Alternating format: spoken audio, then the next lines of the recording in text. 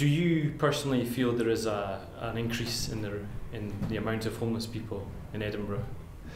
UK-wide and Scotland-wide, there's been an increase in rough sleeping.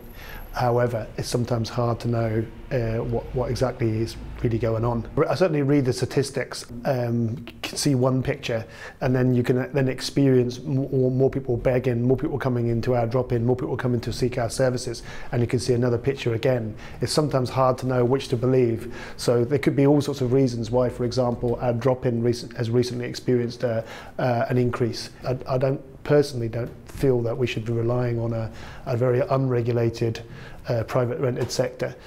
Even though we might have to in the short term, the long-term solution it's definitely got to be about more affordable local authority and housing association housing, and that definitely got to be addressed. And we've got to address the causal relationship between mental health services not being there, mental health generally not being addressed, but mental health services not being there to address it, and then the effect that then has on behaviours around addiction and all that sort of stuff that causes people to become homelessness or end up sleeping rough. We also need to be campaigning and addressing issues of benefit changes, particularly around sanctions, which I know is hugely instrumental into people getting onto the streets.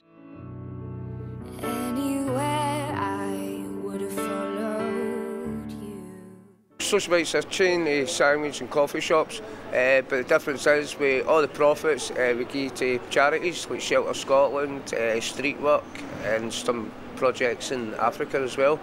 But also people can come in and buy like a prepaid meal for a homeless person to get.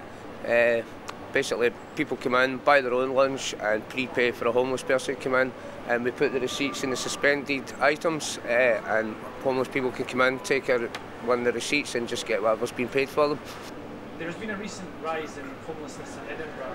Do you know why that might be? I'd say a good part is because they started paying people like the housing benefit direct to people who's like got houses and stuff, and a lot of them like drug addicts and alcoholics and that. So when you've people who's like vulnerable that and they've got like finance, like a good bit of money like that, they're just going to spend it on drugs and alcohol and that. And also like Edinburgh's got like a really good help for homeless people. It's like a good homeless community. There's plenty of places that like feed the homeless and there's street work. You can go and get a shower and get clothes and that off them. Plus there's like all the little sisters of the poor, the nuns and stuff. So I think that's why a lot of people come to Edinburgh for homeless as well.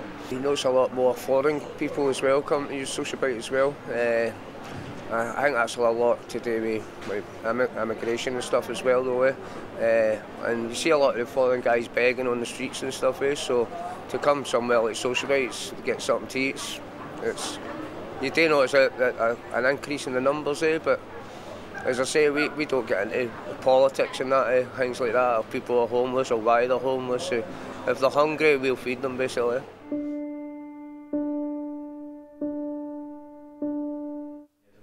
So the big issue is the social enterprise, which works with vendors who are homeless, vulnerably housed or facing poverty or deprivation. The vendors come to us, they buy the magazine for £1.25 and they sell it to the public for £2.50, earning a legitimate income.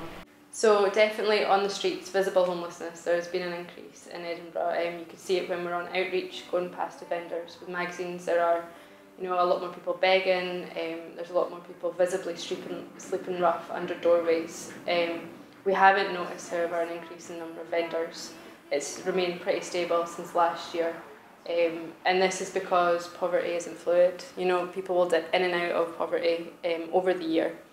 So they might sell for a short amount of time and then get a short-term contract in construction and warehouses and then come back to selling.